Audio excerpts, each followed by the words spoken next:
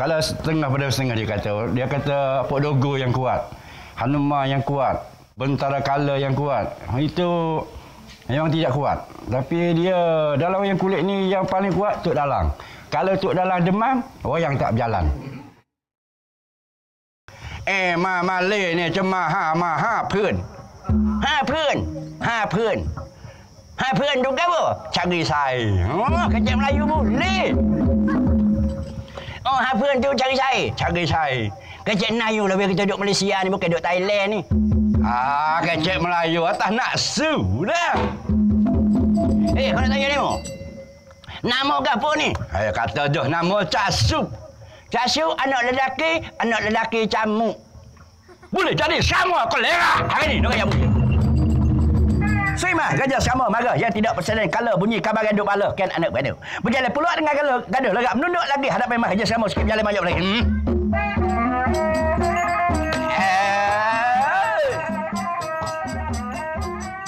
Selepas 43 tahun, semangatnya tidak pernah padam pada keseniannya. Mendengar suara di belakang layar putih, membuatkan penonton teruja dengan jalan cerita dan lorak Kelantan yang menghiburkan.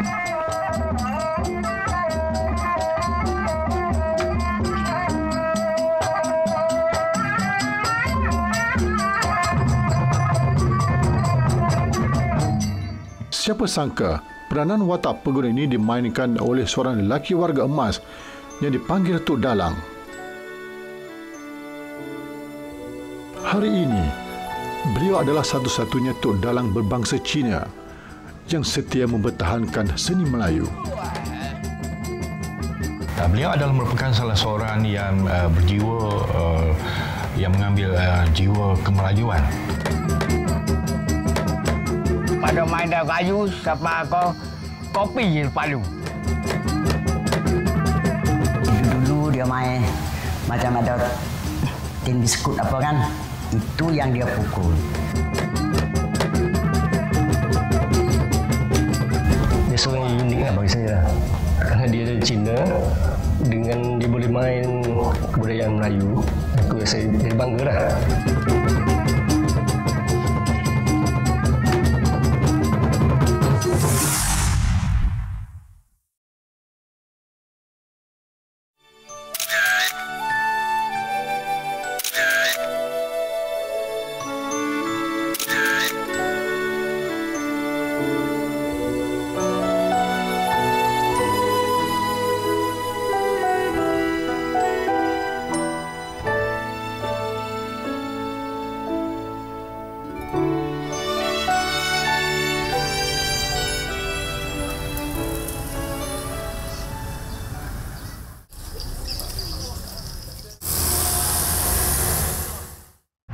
Loning tempat kita ada timbul sekarang lagi.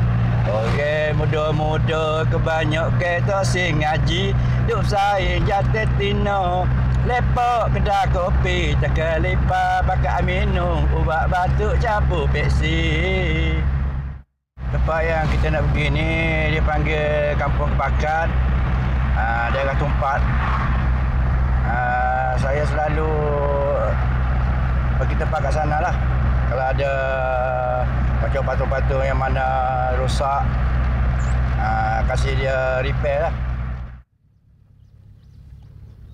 Hari ini Yeoh Hock Seng tidak membuat persembahan. Ini adalah masa terluang baginya menempah wayang kulit yang baru. Terletak di Kampung Kebakan Tumpat, antara lokasi biasa tempahan wayang kulit di negeri Kelantan. Di sinilah wayang kulit Hock Seng dihasilkan oleh kepakaran Nasir. Hello. Oh. Mana tu hai? Ya. Oh ya. Boleh. Tengok. Kamu. Tambahan pula, Hock Seng sudah lama mengenali Nasir kerana dia pernah terlibat sebagai pemuzik dalam persembahan wayang kulitnya.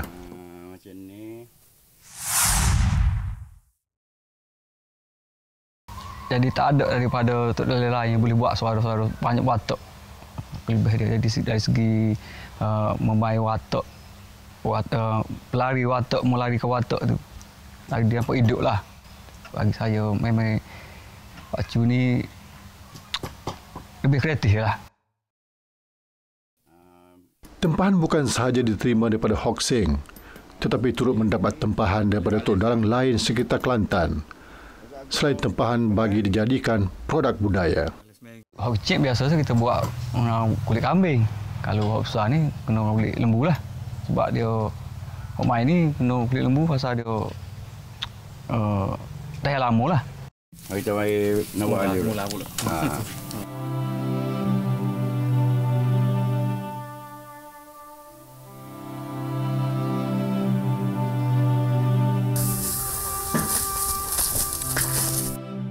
Mei 1955, lahir Iyo Hock Seng di kampung Pasir Parit, Pasir Mas, Kelantan.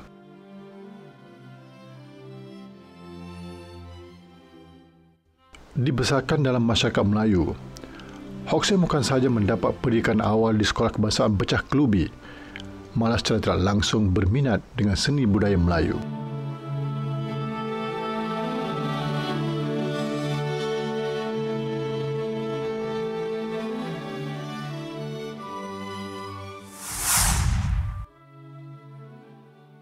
Saya pergi duduk sama orang tua saya dia buat kebun di kampung Becah Kelubi. Kemudian dia hantar saya masuk sekolah Melayu, Sekolah Kebangsaan Becah Kelubi. Sebab itulah saya berminat kepada wayang kulit ni. Pada tahun 1969, minat Hock Seng pada seni wayang kulit semakin komited.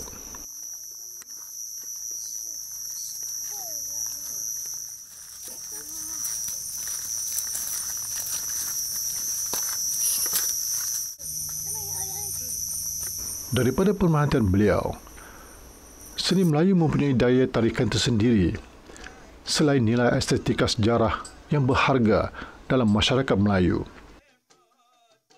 Ini memberi satu cabaran bagi dirinya, mempelajari sesuatu yang tidak pernah anak bangsa Cina mencubanya. Sejak itu, Hock Seng tidak pernah ketinggalan menonton persembahan tradisional seperti wayang kulit, diki barat dan menora. Hampir setiap malam wajah Hock Seng akan kelihatan di kesemua persembahan ini, terutamanya wayang kulit. Mula-mula saya berminatnya wayang kulit ni, saya minat pada patungnya. Saya balik, malam ni saya tengok wayang kulit, balik saya lukis. Orang tua saya selalu marah lah. Dia kata macam mana, dia kata pergi tengok wayang kulit, balik pukul 12 malam, besok duduk sekolah, balik tu lukis wayang kulit lagi. Sebab kalau kita tak lukis, kemudian besok kita tak ingat macam mana dia punya pattern dia. Kita selalu lukis macam tu lah. Minat yang ditunjukkan Hock Seng dalam seni wayang kulit diperhatikan bersama sahabatnya Kamarudin. Selain itu, Hock Seng pernah cuba menarik minat rakan-rakan Cina yang lain mendalami seni wayang kulit, tetapi mereka tidak berminat.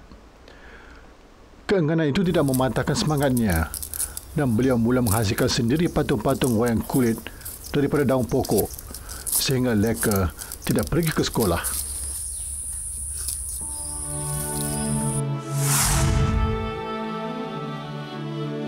Hock Seng tidak pergi sekolah. Mana? Lepas itu cari. Dia pergi bikin pantung-pantung itulah. Pada main dah kayu, siapa kau kopi je palu. Menurut Hock Seng lagi, keluarganya tidak pernah menghalang minatnya kepada seni Melayu. Ini memberi peluang kepada Hock Seng mengambil kain selimut ibunya untuk dijadikan layar putih. Dia main tu, lama-kelamaan dia bikin pantung banyak-banyak sudah tu. Sama daun kayu. Lepas itu dia pakai ada satu kawan tu. Kawan itulah yang bawa dulu susah kan. Yang kain gandung tu kan, bikin selimut kan. Kita jahit-jahit bikin selimut jadi besar. Lepas itu, yang itulah dia ada. Dia bawa lah jadi macam kain putih tu. Minat Hock Seng ini diperhatikan oleh ibunya, Ko Ilui. Kecenderungan Hock Seng pada seni Melayu tidak dapat dibendung lagi.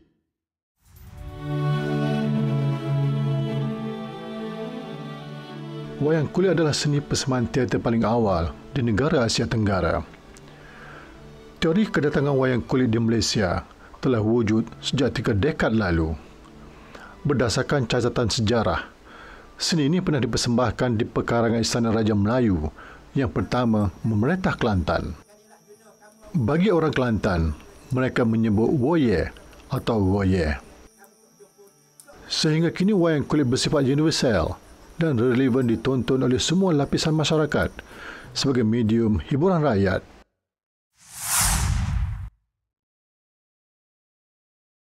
Kita telah berdiri sendiri, kita telah berbeza dengan wayang kulit daripada epik Mahabharata dan Ramayana. Oleh kerana epik yang dipilih di sini telah pun versinya diambil dan telah pun diadaptasi dengan kehendak-kehendak tempatan. Melihat kepada kesungguhan Hock Seng dalam seni wayang kulit, ibunya memberi galakan dan sokongan agar usaha beliau tidak separuh jalan. Persembahan wayang kulit Almato daripada Hock Seng menjadi tarikan jiran sekampung melihat seorang anak Cina yang bakal menjadi tokoh Tok Dalang.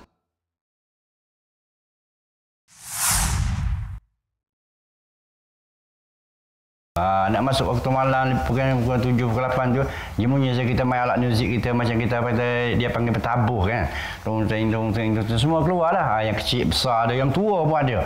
Yang tua pun ada. Lelaki perempuan ramai lah. Kita ada masa tu kalau ada 2-30 orang macam tu tiap-tiap malam.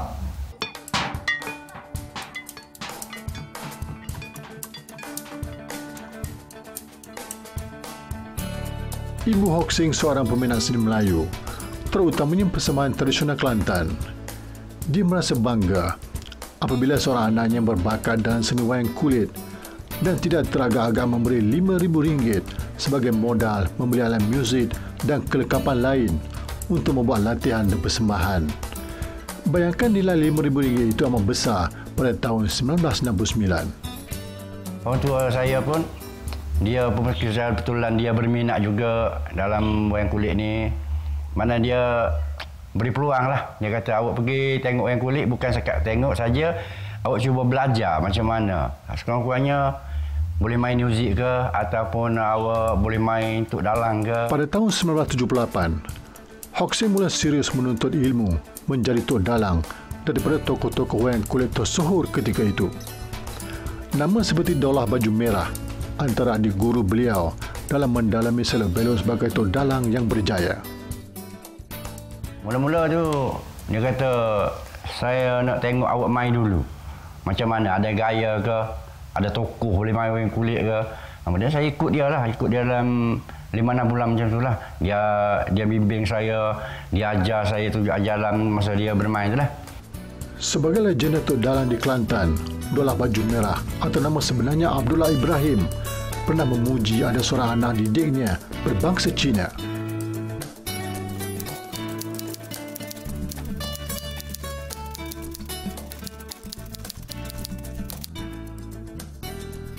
Pujian ini menambah semangat pada Hock Seng untuk tekun belajar dan menguasai peranan sebagai Tok Dalang. Menurut Hock Seng lagi, seorang Tok Dalang perlu menguasai 12 nada suara bagi membolehkan penonton membezakan watak-watak yang dimainkan.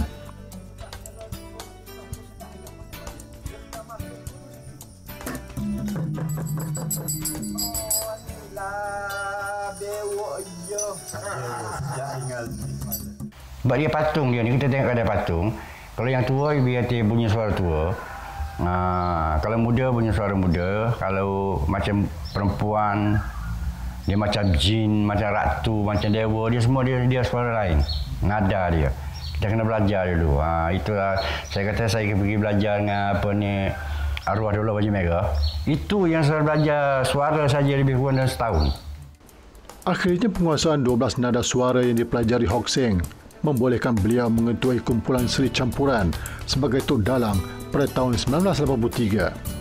Dibarisi pemuzik pelbagai kaum, Melayu, Cina dan Siam, kumpulan ini banyak memenuhi undangan persembahan ke seluruh negara. Di Kelantan masih banyak kumpulan-kumpulan dan masih ada 15 kumpulan yang aktifnya sekitar 7 kumpulan Pada suatu ketika, wayang kulit menempah era kemerosotan. Unjuran taburan kumpulan wayang kulit di negeri Kelantan dari tahun 1982 hingga 1959 semakin merudum ke tahap membimbangkan. Saya melihat masa depan wayang kulit ini masih lagi mempunyai masa depan yang cerah, masih lagi segar di dalam masyarakat dan diterima baik. Oleh kerana ianya juga dapat mendapat pulangan yang baik dalam sudut ekonomi, khususnya yang berkaitan dengan periklanan dan sebagainya. Hari ini kumpulan seni campuran yang dipimpin oleh Hock Seng bertahan sebagai kumpulan yang aktif selama 30 tahun.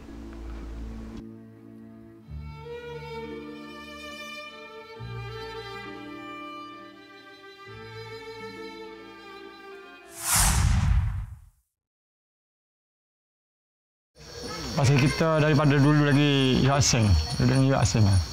Kita pandai pun dengan dia juga dulu. Kita asal kumpulan dulu sekali dengan dia. Dia tak jauh sebenarnya ke bas. Cuma tak jauh daripada sini, hari-hari dia jumpa lah. Dia panggil mari. Untuk ada buat latihan, ada apa kan. Secara rasional, penguasaan nada dan cerita adalah elemen penting sebagai Tok Dalang dalam menghidupkan watak animasi Pegun ke layar putih. Dalangnya berkemampuan dalam ilmu, mampu mendidik dan memberi pengajaran serta rasa tanggungjawab memartabatkan kewibawaan wayang kulit.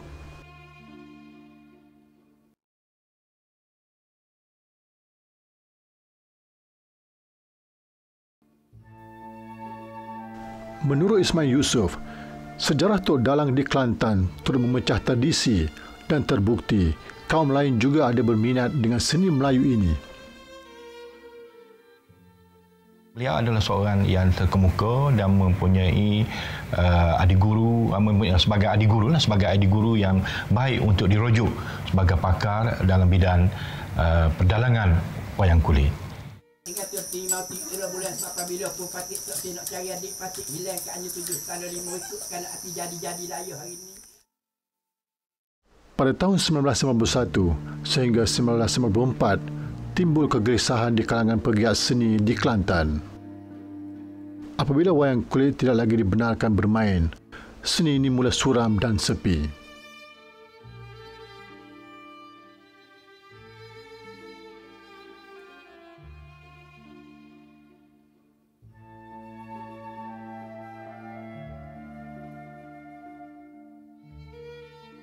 Saya mula-mula tu saya peras juga sebabnya diisiharkan wayang kulit dalam Kelantan tak boleh main.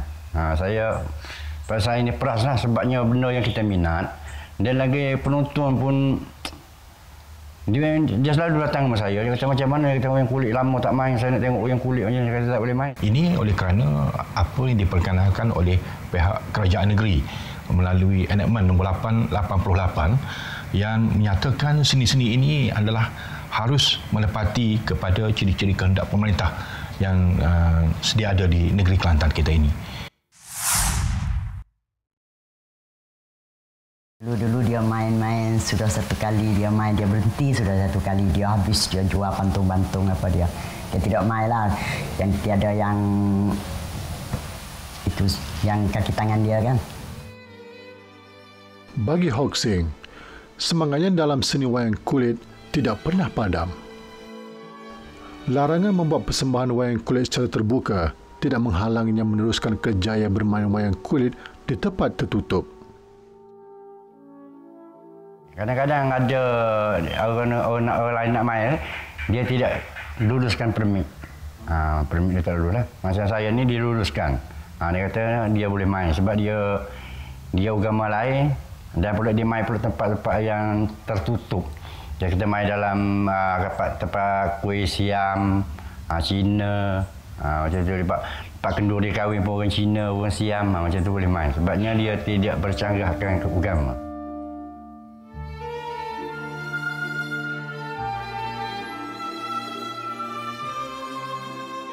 Dalam tahun 90 sampai ke tahun 95, saya dibebaskan sebab dia kata berbangsa lain.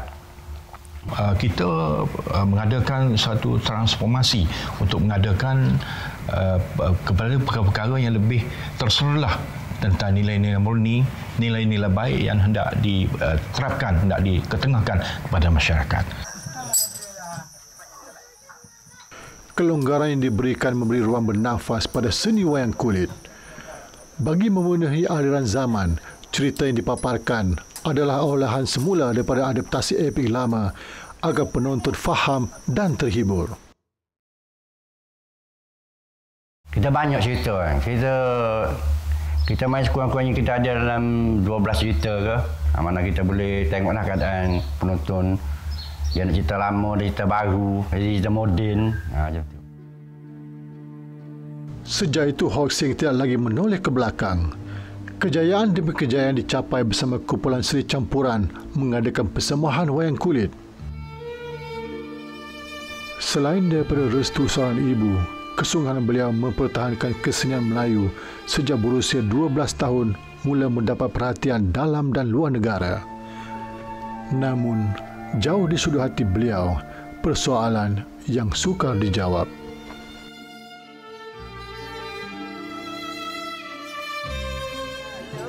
Don't worry, kata oge.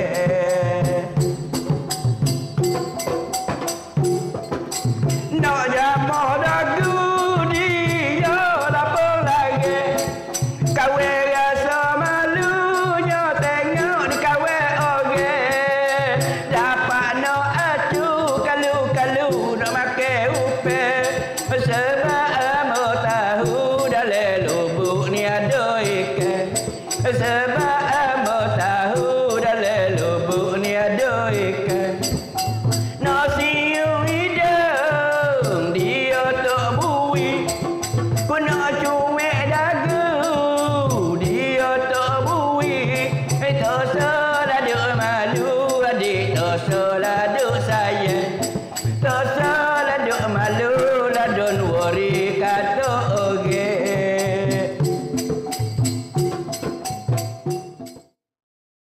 Kita ni bukan kata nak berhenti. Kita kata berehat sekejap. Kerana panas hingga kita nak tukar selena.